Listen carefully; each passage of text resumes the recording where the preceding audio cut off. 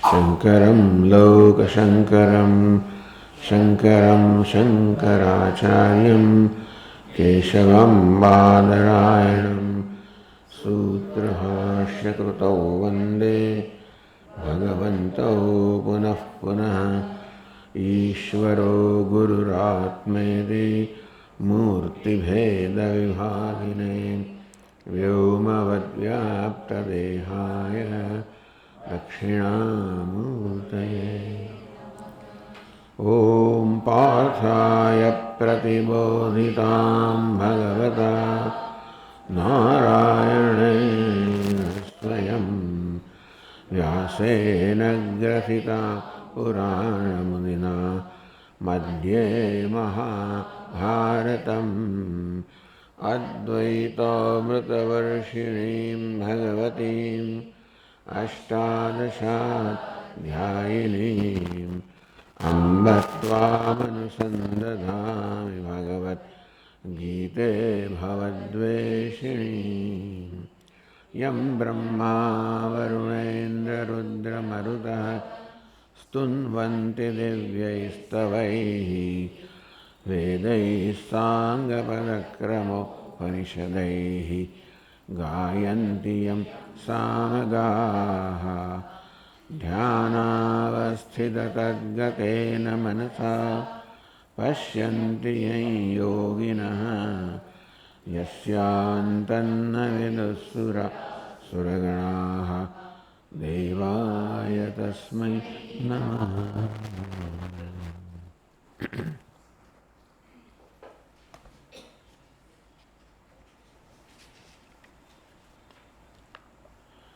निराशीर्यत चित्तात्मा त्यक्त सर्वपरिग्रहः शारीरं केवलं कुर्वन् शारीरं केवलं कर्म कुर्वन्नाप्नोति किल्बिषम्।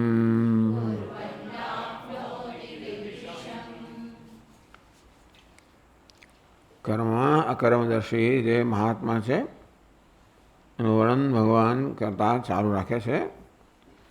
નિરાશી અર્થાત જે આશાઓમાંથી ઈચ્છાઓમાંથી મુક્ત છે એ તો ચિત્તાત્મા જેનું મન અને શરીર બંને સ્વાભાવિક રીતે અનુકૂળ છે અને કાબૂમાં છે। શરીરને કે મનને કાબૂમાં રાખવો કોઈ પ્રયત્ન કરવો પડતો નથી, એ સ્વભાવથી જ અનુકૂળ થઈ ગયા છે। વ્યક્ત સર્વ પરિગ્રહ, બધા પ્રકારનો પરિગ્રહ કહો, બધા પ્રકારનો સંગ્રહ કહો, બધા પ્રકારની જરૂરિયાતો છે એનાથી મુક્ત છે। આવો યોગી શારીરમ કેવલમ કર્મ કુર્વન્ન। શારીરમ શબ્દના અર્થ ભાષ્યકાર સમજાવશે। શારીરનો અર્થ એ કે ભાઈ ચાલો શરીરની સ્થિતિ નિર્વાહ માટે થતું કર્મ અથવા શરીર વડે થતું કર્મ, તો માત્ર શરીરથી થતું કર્મ અથવા શરીરના નિર્વાહ માટે થતું કર્મ છે। કુર્વન કરતા કરતા ન આપનોતિ કિલ્બિષમ, કોઈ પાપને પ્રાપ્ત કરતો નથી અર્થાત કોઈ રાગદ્વેષ જન્મતા નથી।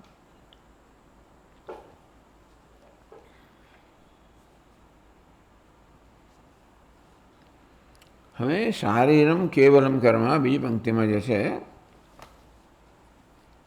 એ સમજાવતા ભાષ્યકારે કહ્યું શારીરમ શરીર સ્થિતિ માત્ર પ્રયોજનમ કેવલમ કર્મ। શારીરમ એટલે શરીર વડે થતા કરતા શરીર સ્થિતિ માત્ર પ્રયોજનમ, શરીરની સ્થિતિ ટકાવી રાખવાનું એકમાત્ર પ્રયોજન જેવું છે એવા જ કર્મ કરનાર। કેવલમ કર્મ તત્રાપि અભિમાનવર્જિતમ,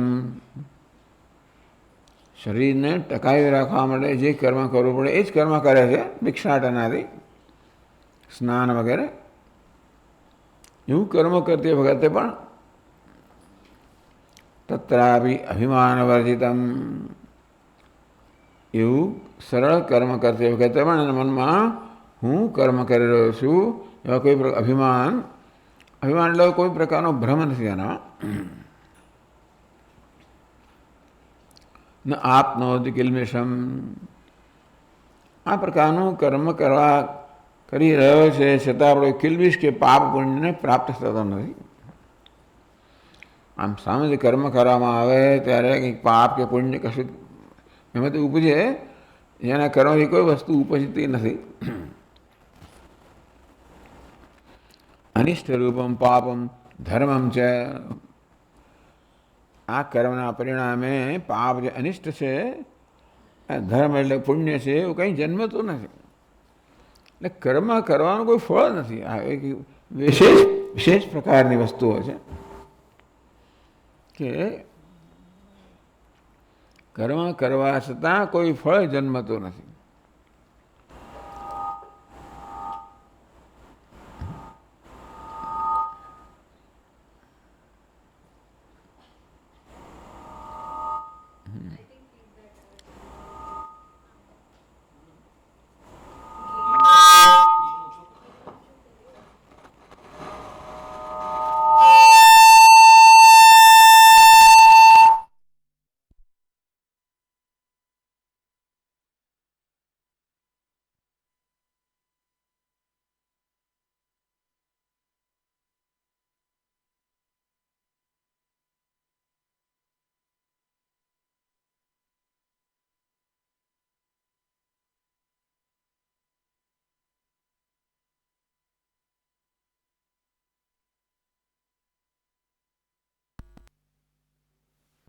Bluetooth mode.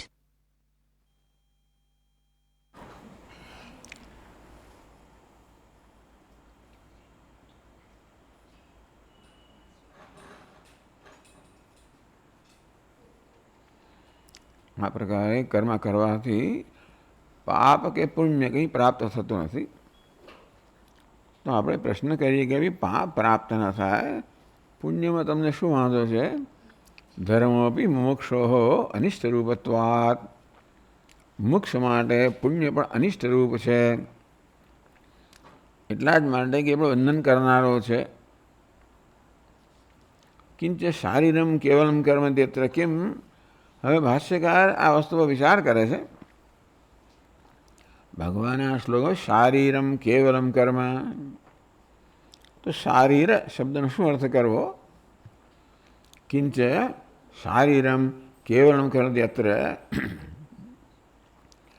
કિમ શરીર નિર્વર્ત્યમ શારીરમ કર્મ, એટલે કે શરીર દ્વારા થતા કર્મને શારીરિક કર્મ કહેવામાં આવે છે. આહોસ્વિત શરીર સ્થિતિ માત્ર પ્રયોજનમ, કે શરીરની સ્થિતિ જાળવવા માટે પૂરતું કર્મ થાય ને શારીરિક કર્મ. શારીર શબ્દનો એક અર્થ કર્યો કે શરીર વડે થતા બધા કર્મ, કે શરીરને જાળવવા પૂરતા થતા કર્મ.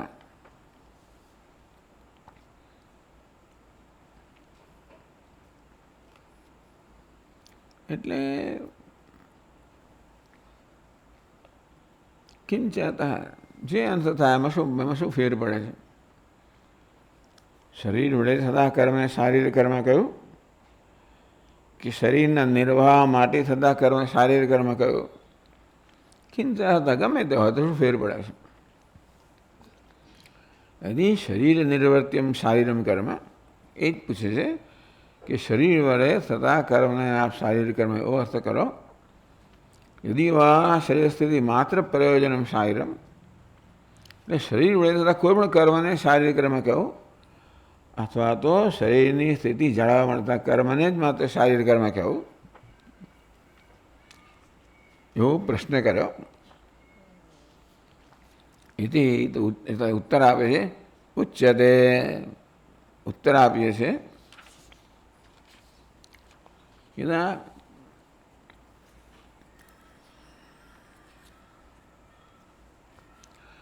શરીર નિર્વર્ત્યમ કર્મ શારીરમ અભિપ્રેતમ, ભગવાનનો અભિપ્રાય હોય કે શરીર દ્વારા થતા કર્મને શારીરિક કર્મ કહેવું. तदा दुष्टादुष्ट प्रयोजन कर्म प्रतिषिद्धमपि शरीरेण कुर्वन् नाप्नोति किल्बिषम्. એટલે એ આ જ્ઞાની પુરુષ કોઈ રીતે કિલ્બિષને પાપને બંધનને પ્રાપ્ત થતો નથી. કેવલ શારીર કર્મ કરવાથી પણ એ પાપને પ્રાપ્ત થતો નથી. પણ શારીર શબ્દનો અર્થ શરીર વડે થતા કર્મ કરીએ તો શરીર વડે ધારો કે કોઈ નિષિદ્ધ કર્મ કરે, કારણ કે એનું કોઈ વિશેષણ નથી, શરીર વડે થતા કર્મ. તો ધારો કે શરીર વડે નિષિદ્ધ કર્મ થાય અને તો પણ એને પાપ ન લાગે, વિરુદ્ધ અભિધાનમ પ્રસજ્યેત. શારીરમનો અર્થ થાય કે શરીર દ્વારા થતું કર્મ. તો શરીર દ્વારા ધારો કે પાપ કર્મ થાય, એવું કર્મ કરવા છતાં પણ એને બંધન પ્રાપ્ત ન થાય કે પાપ ન પ્રાપ્ત થાય, તો પછી આ તો વિરુદ્ધ થયું. કારણ કે પાપ કર્મ કરે અને એને દુષ્ટ કર્મ કરે છતાંય પાપ ન લાગે, એ તો આપણા તર્કથી વિરુદ્ધ છે.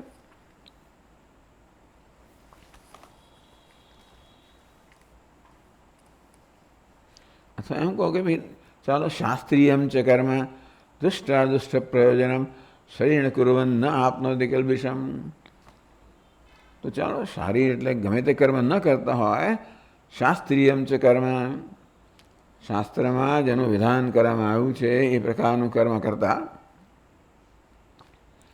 દુષ્ટાદુષ્ટ પ્રયોજનમ, કર્મના બે પ્રયોજન હોય. દુષ્ટ એટલે આ લોકમાં, અદૃષ્ટ એટલે અથવા દુષ્ટ એટલે પ્રત્યક્ષ, અદૃષ્ટ એટલે પરોક્ષ.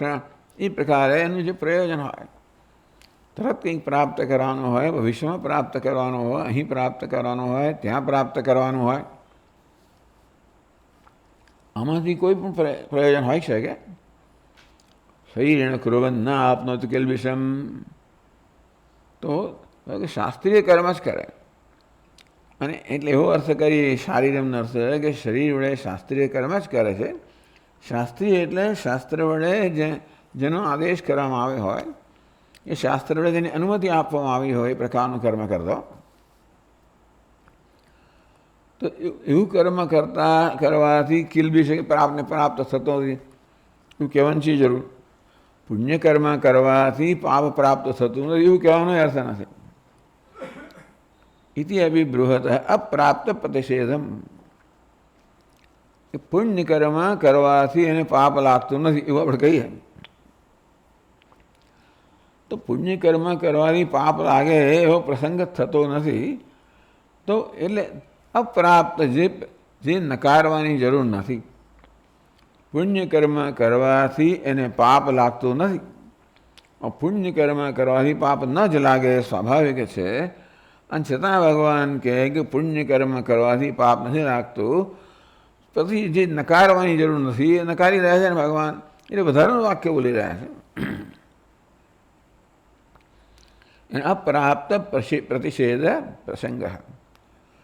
અપ્રાપ્ત પ્રતિષેધ, જેનો પ્રતિષેધ કરવાની યા નકારવાની જરૂર નથી કે પુણ્ય કર્મ કરવાથી પાપ નથી લાગતું, તો એ નકારવાની જરૂર જ નથી. ત્યાં ભગવાન કહે કે પુણ્ય કર્મ કરવાથી પાપ નથી લાગતું, એ વચનનો કોઈ અર્થ રહેતો નથી. કારણ કે ભગવાન કે નવું કહેતા નથી.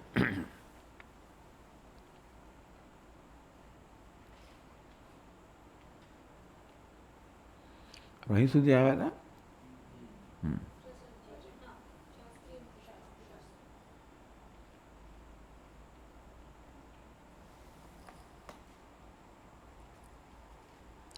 શાસ્ત્રીયમ ચ કર્મ દુષ્ટાદુષ્ટ પ્રયોજન થઈ ગયું. ત્યાંથી વાંચીએ આપણે. શારીરમ કર્મ કુર્વન ઇતિ વિશેષણાદ કેવલ શબ્દ પ્રયોગાચ વાંગ મનસ નિર્વર્ત્યમ કર્મ વિધિ પ્રતિષેધ વિષયમ ધર્માધર્મ શબ્દવાચ્યમ કુર્વન ન આપનોતિ કિલ્બિષમ इति उक्तम स्यात्।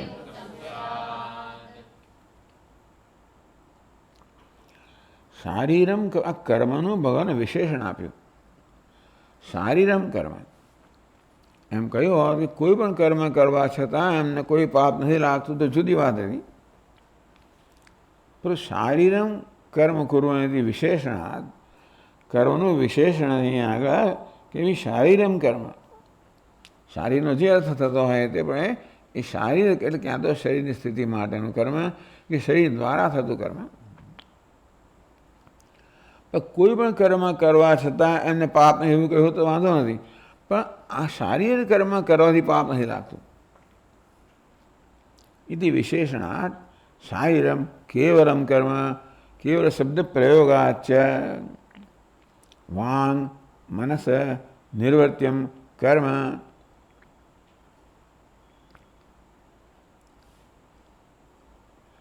વિધિ નિષેધ વિધિ પ્રતિષેધ વિષયમ ધર્માદર્શ સદવાચ્યમ કુર્વન આપનોતિ કિલ્બિષમ. આજે કુર્વન ના આપનોતિ, કુર્વન આપનોતિ કિલ્બિષમ એટલે કે શારીરમ શરીર દ્વારા થતા કર્મથી એને પાપ નથી લાગતું, પણ મન વડે વાણી વડે થતા કર્મથી થાય તો એને પાપ લાગે જેવો અર્થ થયો ને.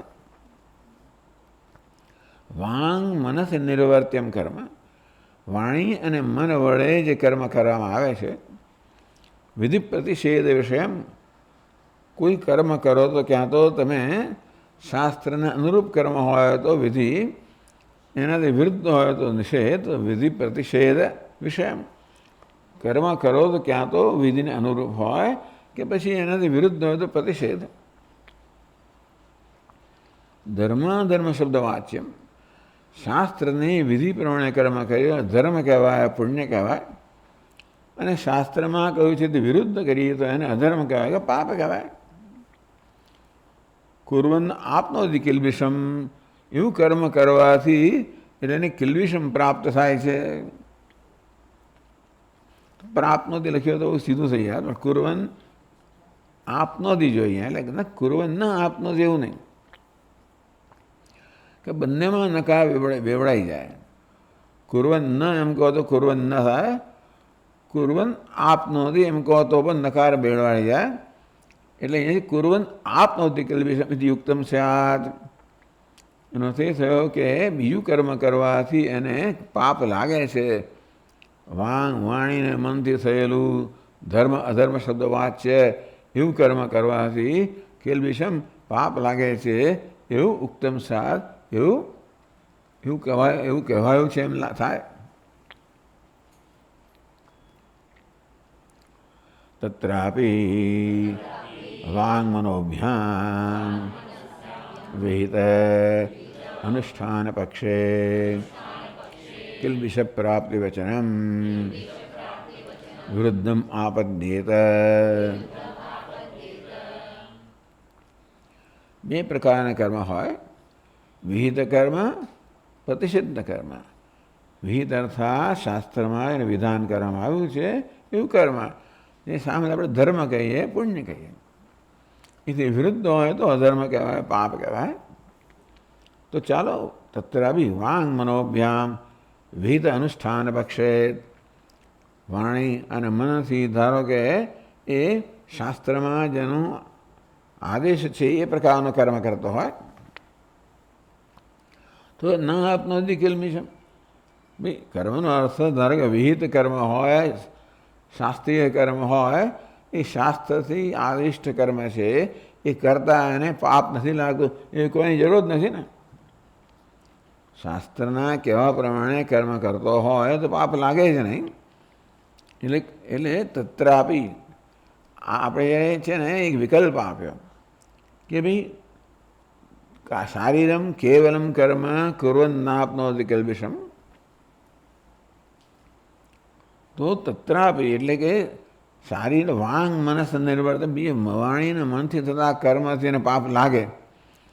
શારીરમ કેવલમ, શરીરથી થતા કર્મથી એને પાપ ન લાગે તો શું એવું સમજવાનું કે વાણી અને મનથી થતા કર્મથી પાપ લાગે? પછી એમાંય પણ વાંગ, હવે એમાં પછી કર્મ બે પ્રકારનું હોય, વિહિત કર્મ હોય, પ્રતિષિદ્ધ કર્મ હોય. તત્રાપી વાંગ મનોભ્યામ વિહિત અનુષ્ઠાન પક્ષે. તો વાણી અને મનથી શાસ્ત્રમાં જેનું વિધાન છે એવું કર્મ કરતાં પાપ નથી લાગતું એવું કહેવાની જરૂર જ નથી ને. કારણ કે શાસ્ત્રના આદેશ પ્રમાણે કર્મ કરો તો પાપ ન જ લાગવું જોઈએ. તો કિલ્બિષ પ્રાપ્તિ વચનમ વિરુદ્ધમ આપદ્યેત. એ પણ તો એનાથી પાપ નથી લાગતું કહેવાનો અર્થ જ નથી, એ પણ વિરુદ્ધ થઈ જાય. પછી આગળ કહે છે પ્રતિષિદ્ધ સેવા પક્ષે ભૂતાર્થ અનુવાદ માત્રમ અનર્થકમ સ્યાત. પ્રતિષિદ્ધ સેવા પક્ષે બી વિહિત કર્મ એટલે શાસ્ત્રમાં જેનું વિધાન કરવામાં આવ્યું છે એવું કર્મ કરતા એ આવી ગયું. બીજા પ્રકારનું કર્મ છે પ્રતિષિદ્ધ વિહિત કર્મ, પ્રતિષિદ્ધ કર્મ. તો ચાલો આનો અર્થ એમ એક થઈ ગયા કે ભાઈ પ્રતિષિદ્ધ કર્મ કરે અને તો સેવા પક્ષે બી ભૂતાર્થ અનુવાદ માત્રમ અનર્થકમ સ્યાદ. ભૂતાર્થ અનુવાદ એટલે જે વાસ્તવિક જે વસ્તુ છે એને જ કહેવી તમારે ભૂતાર્થ. એટલે પ્રતિષિદ્ધ કર્મ કરવાથી એને પાપ નથી લાગે છે કે નથી લાગતું એનો કોઈ અર્થ જ નથી રહેતો.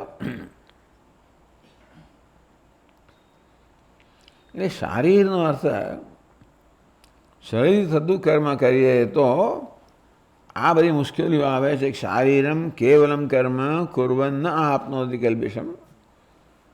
શરીર વડે થતા કર્મ કરતા એમને કિલ્બિષ અર્થાત પાપ લાગતું નથી. હવે બે પ્રકારના કર્મ થાય, તો વિહિત કર્મ થાય, પ્રતિષિદ્ધ કર્મ થાય. તો શરીર વડે થતા વિહિત કર્મથી પુણ્ય કર્મથી પાપ નથી લાગતું એવું કહેવાનો અર્થ જ નથી. અને શરીર વડે થતા પાપ કર્મથી પાપ લાગે છે એવું કહેવાનો પણ અર્થ નથી. એટલે ભૂતાર્થ અનુવાદ માત્ર અનર્થકમ સ્યાદ. જે વસ્તુ જાણીતી જ છે એ જ ફરી કહેતા હોય ભગવાન તો એ અનર્થક છે.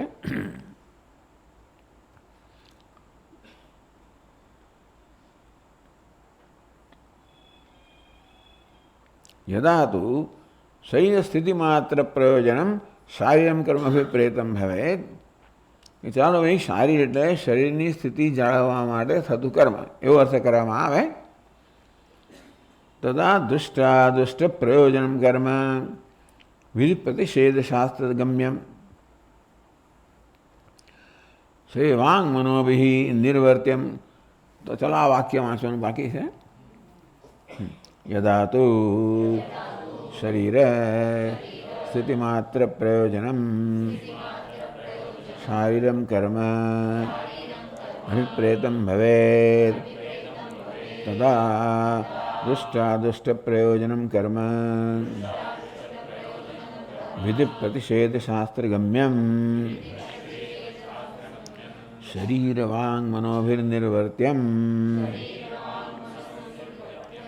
અન્યત અકુર્વન તૈઃ એવ શરીરાદિભિઃ શરીર સ્થિતિ માત્ર પ્રયોજનમ કેવલ શબ્દ પ્રયોગાત અહમ કરોમિ ઇતિ અભિમાનવર્જિતઃ શરીરાદિ ચેષ્ટા માત્રમ લોકદૃષ્ટ્યા કુર્વન ન આપનોતિ કિલ્બિષમ.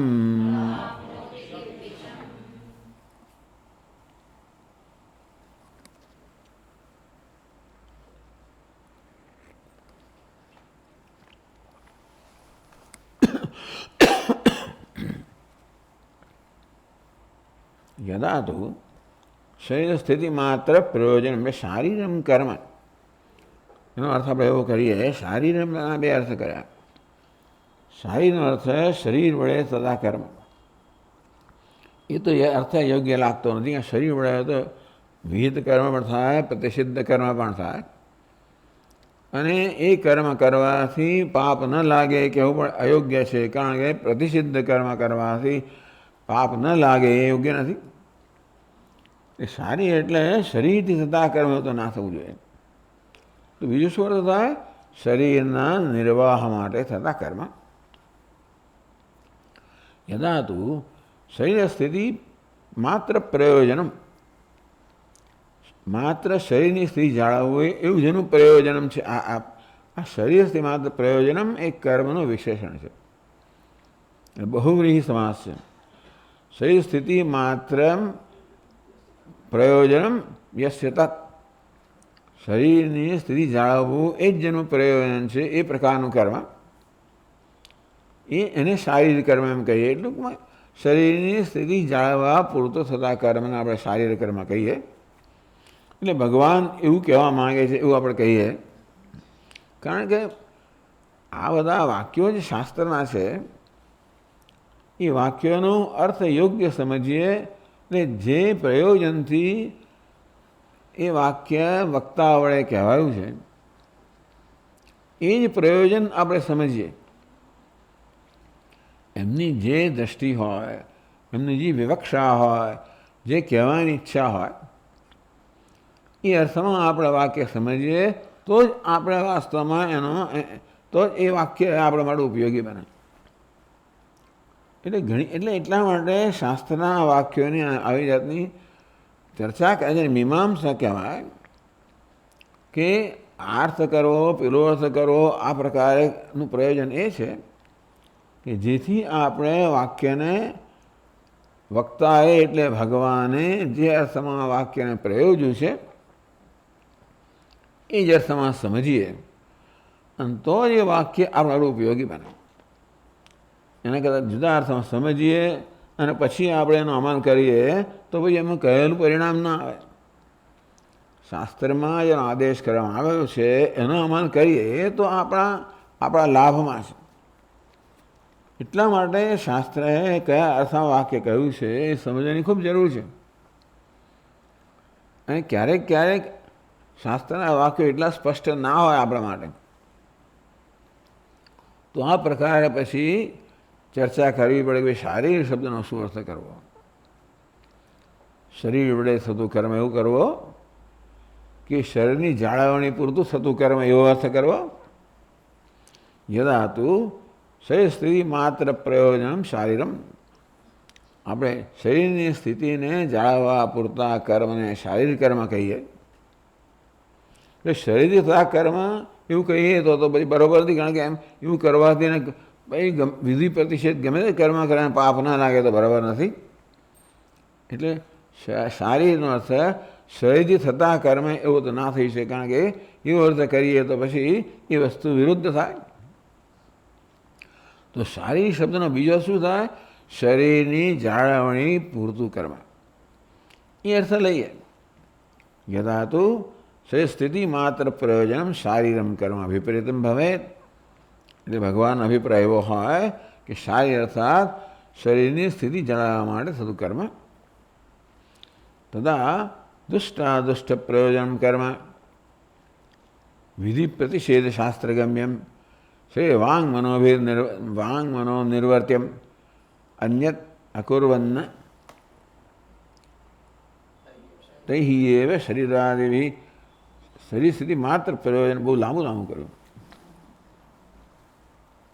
ટૂંકમાં શરીરની સ્થિતિ જાળવવા માટે થતું કર્મ એવો અર્થ કરી શારીરમ કર્મ. તો આમાં યદા તું શરીર સ્થિતિ માત્ર પ્રયોજનમ શારીરમ, શરીરની સ્થિતિ જાળવવા માટે થતું કર્મને શારીરિક કર્મ કહીએ. અભિપ્રેતમ ભવે તદા દુષ્ટાદુષ્ટ પ્રયોજનમ કર્મ. દુષ્ટમ ને દુષ્ટ એ જેનું પ્રયોજન છે. દુષ્ટ એટલે જે પ્રત્યક્ષ છે, અદુષ્ટ એટલે પરોક્ષ છે. એ પ્રકારનું પ્રયોજન હોય. આપણે કર્મ કરીએ તો આપણે તાત્કાલિક લાભ જોઈતો હોય, પરિણામ જોઈતું હોય. કર્મ કરીએ તો આપણને ભવિષ્યમાં પરિણામ જોઈતું હોય. કર્મ કરીએ તો આ લોકમાં પરિણામ જોઈતું હોય, કર્મ કરીએ તો પરલોકમાં પરિણામ જોઈતું હોય, આવા અર્થ કરવામાં આવે.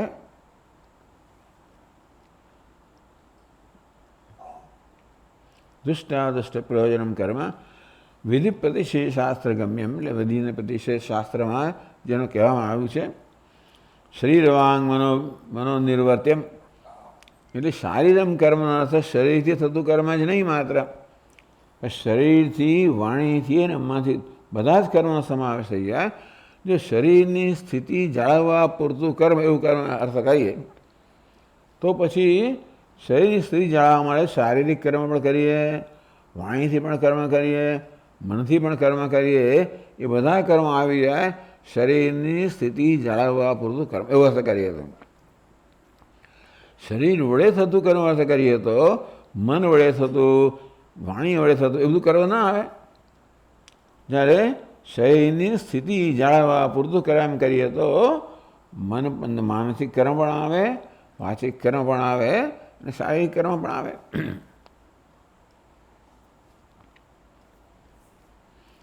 વિધિ પ્રતિષેધ શાસ્ત્ર ગમ્યમ, ટૂંકમાં આ કર્મ કરનાર જે છે એ શાસ્ત્રનો જ્ઞાતા છે અને એ શાસ્ત્રમાં એનું વિધાન કરવામાં આવ્યું છે કરે, એનો નિષેધ કરવામાં આવ્યું છે ન કરે. શરીર વાંગ મનો, તેથી એ કર્મ શરીર વડે પણ થાય, વાણી વડે પણ થાય, મન વડે પણ થાય. કારણ કે શરીરને જાળવવા માટે કર્મ થાય છે, શરીર વડે થાય છે એવું નથી. જાળવવા માટે એટલે એમાં માનસિક કર્મ પણ આવી જાય, વાચિક કર્મ પણ આવી જાય અને શારીરિક કર્મ પણ આવી જાય.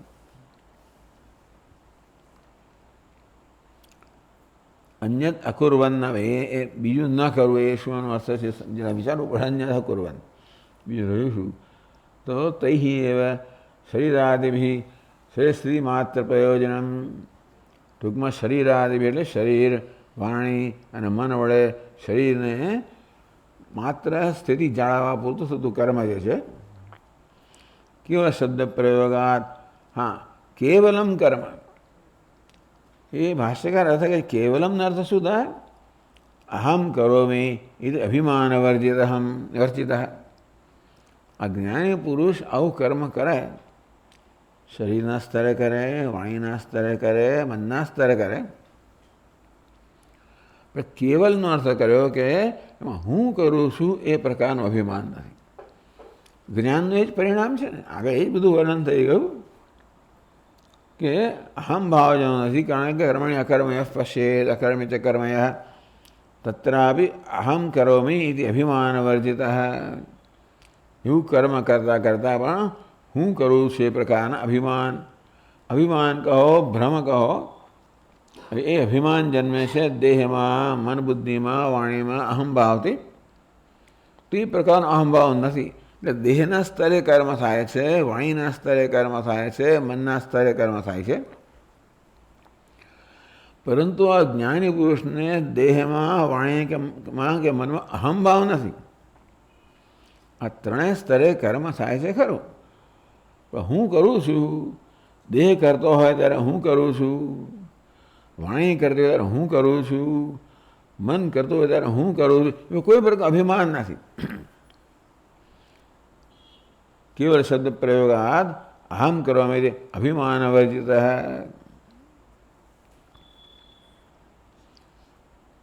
શરીરાદિ ચેષ્ટા માત્ર લોક દૃષ્ટ્યા કુર્વન. તો જ્યારે આમાં કર્મ કરતી વખતે હું કરું છું એ પ્રકાર અભિમાન ના હોય તો કોણ કર્મ કરે છે? આત્મા કર્મ કરતો નથી, આ જ્ઞાની પુરુષ કર્મ કરતો નથી, તો કર્મ થઈ રહ્યું છે. એટલે કહે છે શરીરાદિ ચેષ્ટા માત્ર, એ કર્મમાં કોઈ પ્રકારનો અભિમાન ન હોવાને કારણે, બંધન કરનારો કોઈ અંશ ન હોવાને કારણે શરીરાદિ ચેષ્ટા માત્ર એમનું કર્મ છે એ શરીરની કે વાણીની કે મનની માત્ર ચેષ્ટા જ બની રહે છે. આપણે કર્મ કરીએ તો શરીરના સ્તરે, વાણીના સ્તરે, મનના સ્તરે જ કરીએ. પણ જોડે હું કરું છું અભિમાન હોય છે. હું બોલું છું, હું ચાલું છું, હું વિચારું છું, આ પ્રકારનું અભિમાન હોય. એ કર્મ કરતો હોય ત્યારે હું બોલું છું, હું ચાલું છું, હું વિચારું છું એ પ્રકારનો ખ્યાલ એને હોય નહીં. આ ખ્યાલ ક્યાંથી જન્મે છે? હું બોલું તો ખ્યાલ ક્યાંથી જન્મે? વાણીમાં અહમભાવ હોય ત્યારે. હું સાંભળું જેવો ખ્યાલ ક્યારે જન્મે? શ્રોત્રેન્દ્રિયમાં અહમભાવ હોય ત્યારે. તો એવો અહમભાવ ન હોય તો હું બોલું છું, હું સાંભળું છું, એ પ્રકારનો ખ્યાલ અહમભાવ એવો ખ્યાલ નથી. તો પછી કર્મ બંધન કરનારું નથી નીવડતું. જે કર્મ કરે એને કર્મનું ફળ મળે. એટલે આપણે કર્મ કરતી વખતે અહમભાવ ધરાવતા હોય, હું બોલું છું તો પછી આ બોલવાના કર્મ ફળ મને મળે. હું સાંભળું છું તો એ સાંભળવાના કર્મનું પરિણામ સાંભળનારને મળે. હું બોલું છું એ પ્રકારનો ખ્યાલ પણ ના હોય, હું સાંભળું એવો ખ્યાલ પણ ન હોય તો કર્મફળ કોને મળે? જેને મળતું હોય એને મળે, પરંતુ આપણને તો ના જ મળે. શરીરાદિ ચેષ્ટા માત્રમ. શરીરાદિ એટલે શું? શરીર વગેરે શરીર, વાણી, મનની માત્ર ચેષ્ટા જ છે. લોક દૃષ્ટ્યા કુર્વન. અન્યની દૃષ્ટિથી એવું લાગે કે આ કર્મ કરી રહ્યો છે, ન આપનો, પણ વાસ્તવમાં કર્મ થતું નથી. કર્મ થાય તો એનું ફળ મળે છે. કર્મ થાય ને તો પાપ કે પુણ્ય કશુંક તો ફળ મળે છે. કર્મ કરનારને ફળ મળે છે. એ કર્મ થઈ રહ્યું છે કોઈ ફળ એને મળતું નથી. એ કર્મ ફળ ક્યારે ને મળે? એમાં જ્યારે અભિમાન હોય ત્યારે. હું બોલી રહ્યો છું, હું ચાલી રહ્યો છું, હું વિચારી રહ્યો છું, એ પ્રકારનો અભિમાન હોય તો. એ ન હોય તો આ ત્રણેય સ્તરે કર્મ થઈ રહ્યું છે. અભિમાન નથી માટે માત્ર એ સન્નિધિમાં કર્મ થઈ રહ્યું છે, અને માટે આ કર્મનું કોઈ પરિણામ એને પ્રાપ્ત થતું નથી. એટલે એને કિલ્બિશ એટલે કે પાપ લાગતું નથી કે પુણ્ય નથી લાગતું.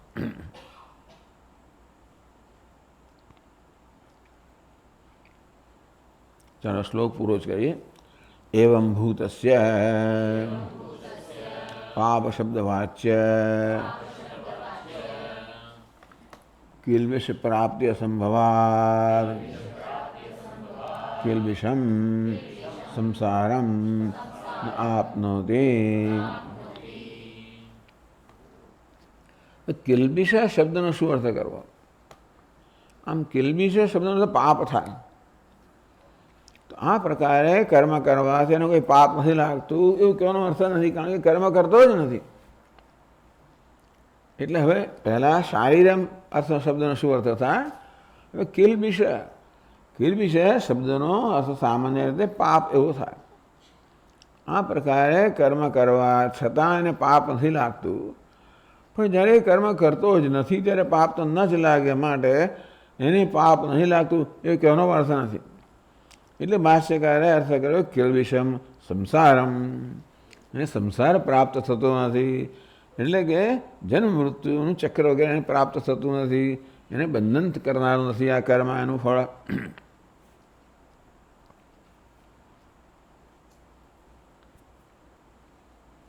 જ્ઞાનાગ્નિ દગ્ધ સર્વકર્મત્વાत् અપ્રતિબંધેન મુચ્યતે એવ ઇતિ પૂર્વોક્ત સમ્યક દર્શન ફલાનુવાદઃ એવ એષઃ. જ્ઞાનાગ્નિ દગ્ધ સર્વકર્મત્વાत्. આ જ્ઞાની પુરુષના બધા કર્મ જ્ઞાન અગ્નિથી બળી ગયા છે, એટલે કે જ્ઞાનરૂપી અગ્નિને કારણે અહમભાવ નથી. એવું હોવાને કારણે કર્મ એના પર કોઈ અસર કરતું નથી. કર્મ તો બળી ના જાય, એનું ફળ બળી ના જાય. કર્મ કર્યું એટલે કંઈક તો પરિણામ આવે ને ક્યાંક તો જાય, પરંતુ કર્મ બળી જાય છે એટલે કે એને એ કર્મનું કોઈ કર્તૃત્વ નથી, અને એને માત્ર એને ફળ પણ નથી. અંતેથી એને કર્મનું ફળ, કર્મનું કરવાનું, એનું ભોગવવાનું બેવું કે એને સ્પર્શતું નથી. જ્ઞાનાગ્નિ દગ્ધ સર્વકર્મત્વાत् અપ્રતિબંધેન મુચ્યતે. મુચ્યતે એવ. કોઈ પ્રકારના સંકોચ વગર એ મુક્ત જે થાય છે, એટલે એ મુક્તિમાં કોઈ પ્રકારની બિન શરતી મુક્તિ પ્રાપ્ત કરે છે. જ્ઞાનાગ્નિ દગ્ધ સર્વકર્મત્વાत्. જ્ઞાનરૂપી અગ્નિથી જેના સર્વ કર્મ બળી ગયા છે. કર્મની પણ શું બળી ગયું છે? કર્તૃત્વ. જ્ઞાનરૂપી અગ્નિથી જેનું એનું કર્તૃત્વ બળી ગયું છે, એને કોઈ રીતે કર્મફળ લાગતું નથી. કર્મફળ તો કરતાને જ લાગે, એના મનથી માટે એ કર્મ કોઈ ફળ એને લાગતું નથી. અપ્રતિબંધેન મુચ્યતે એવ ઇતિ. તેથી કોઈ પ્રકારના સંકોચ વગર નિસંકોચ એ મુક્તિને પ્રાપ્ત કરે છે. પૂર્વોક્ત સમ્યક દર્શન ફલાનુવાદ એવેશ. આગળ જે કહેવામાં આવ્યો સમ્યક દર્શન કર્મણી અકર્મય પશ્ચેદ અકર્મય ચ કર્મય. સમ્યક દર્શન એટલે યથાર્થ દર્શન. એના જ ફળ ભગવાન કહી રહ્યા છે. એટલે અહીં ભગવાન કે નવું નથી કહી રહ્યા. તો પૂર્વોક્ત સમ્યક દર્શન ફલાનુવાદ. આ કે નવું ભગવાન નથી કહી રહ્યા, પરંતુ એ સમ્યક દર્શન કહો, યથાર્થ દર્શન કહો, એનું જે ફળ છે એ માત્ર અનુવાદ કરી રહ્યા છે. એ ન કહેતો આપણે ખબર છે. એટલે ટૂંકમાં જે ફળ પ્રાપ્ત થવાનું છે એ જ માત્ર કહી રહ્યા, નવું કશું કહી રહ્યા નથી. આ શ્લોકમાં ભગવાન નવું કશું કહી રહ્યા નથી. જે આગળ કહ્યું છે એનું અનુવાદ એટલે ફરી કહેવું, બીજા શબ્દોમાં કહેવું, એ જ માત્ર થઈ રહ્યું છે. આવું કહેવાની જરૂર અમે મીમાંસાના નિયમો અનુસાર એમણે કહેવું પડે કે આ વાક્ય જે છે કઈ કોટીમાં આવે છે. તો કે અનુવાદની કોટીમાં આવે છે. અનુવાદ એટલે જે કહ્યું છે એને જ કહેવું. વિધિ હોય, નિષેધ હોય તો વિધિની કોટીમાં નથી, નિષેધની કોટીમાં નથી. કઈ કોટીમાં છે? અનુવાદની. અનુવાદ એટલે જે જાણીતી જ વસ્તુ છે, કે જે કહેવાયું જે છે એને કહેવામાં આવે અનુ. એટલે એને અનુસરીને કહેવામાં આવે, એને અનુવાદ કહેવામાં આવે. આ વાક્ય શું છે? અનુવાદ છે. કોઈ વિધિ પણ નથી, નિષેધ પણ નથી, અનુવાદ માત્ર. એવ એષ એટલે માત્ર આ વાક્ય પૂર્વોક્ત સમ્યક દર્શન ફળ. આગળ જે સમ્યક દર્શન યથાર્થ દર્શન કહેવામાં આવ્યું એનું ફળ જે છે એ ફળને વળી પાછું અનુવાદ એ ફળને ફરી કહેવામાં આવે છે બીજા શબ્દોમાં.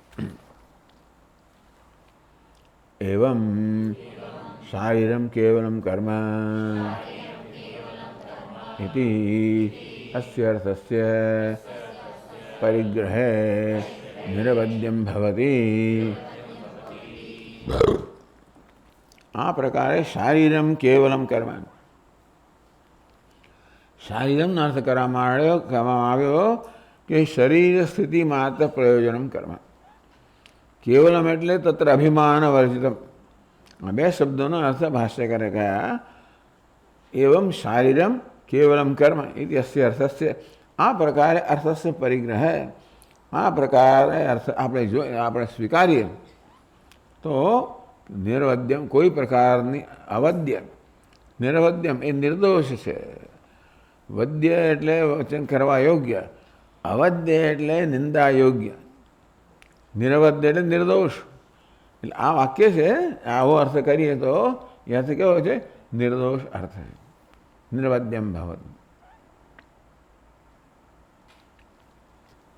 ઓમ ઓમ પૂર્ણમદઃ પૂર્ણમિદં પૂર્ણાત પૂર્ણમુદચ્યતે પૂર્ણસ્ય પૂર્ણમાદાય પૂર્ણમેવાવશિષ્યતે. ઓમ શાંતિ શાંતિ શાંતિ. શંકરં શંકરાચાર્યં કેશવં બાદરાયણં સૂત્રભાષ્યકૃતૌ વંદે ભગવन्तौ પુનઃ પુનઃ. ઈશ્વરો ગુરુરાત્મેતિ મૂર્તિભેદવિભાગિને વ્યોમવદ્વ્યાપ્તદેહાય દક્ષિણામૂર્તયે નમઃ. ઓમ શાંતિ શાંતિ શાંતિ. હરિ ઓમ. શ્રી ગુરુભ્યો નમઃ. હરિ ઓમ.